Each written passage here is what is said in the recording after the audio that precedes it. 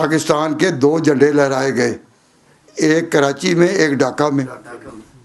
تو پاکستان کا جھنڈا جو تھا کراچی میں وہ لہرایا مولانا شبیر احمد عثمانی نے، اور جو ڈھاکے کا تھا وہ مولانا ظفر احمد عثمانی نے۔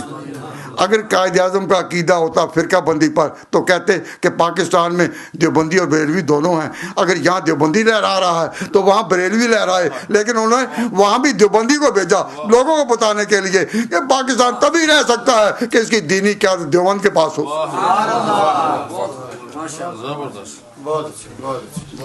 بھئی یہ بات عقل کی ہے کہ نہیں کہ یہاں کراچی میں اگر لہرایا دیوبندی تو ڈھاکے کا کس کو لہرانا چاہیے تھا؟ بریلوی کو جانا۔ لیکن قائد اعظم نے فرقہ بندی ختم کرنے کے لیے، اور اس کی سیاسی دہشت تھی کہ مقابلے میں کوئی بول نہیں سکتا تھا۔ میں چونکہ پاکستان کا، میں اس لیے نہیں اس کی حمایت کر رہا، میں اس لیے کہ تاریخ بتا رہی ہے کہ جب جھنڈا لہرانے کی نوبت آئی تو جھنڈا مولانا عثمانی کا خیال تھا کہ مسلم لیگ کے سب سے بڑے لیڈر محمد علی جناح ہیں، تو مولانا نے کہا کہ جھنڈا آپ لہرائیں،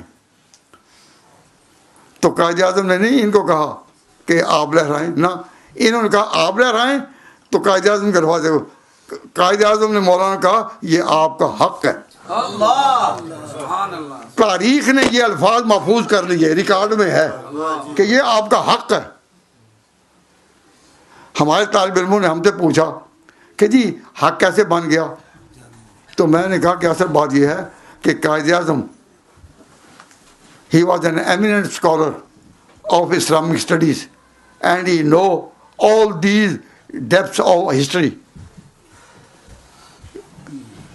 قائد اعظم کو پتا تھا کہ سب سے پہلے جہاد کی آواز اٹھائی تھی مولانا اسماعیل شہید نے بالا کوٹ میں، تو اسماعیل شہید کے وارث تو دیوبندی ہیں۔ اب آج اور شہید کی آواز اگر خدا نے سن لی اور آزاد ملک دیا تو حق ہی نہیں کہا جھنڈا آپ لہرائے۔ جو جھنڈا لہرانے کا عنوان تھا وہ اس تاریخ میں یہ آپ کا حق ہے۔ کیوں؟ آپ کے بڑوں میں جیسے مولانا اسماعیل شہید جو بالا کوٹ میں سکھوں کے مقابلے میں کھڑے ہوئے، ایک قوم بنانے کے لیے قائد اعظم کی سوچ،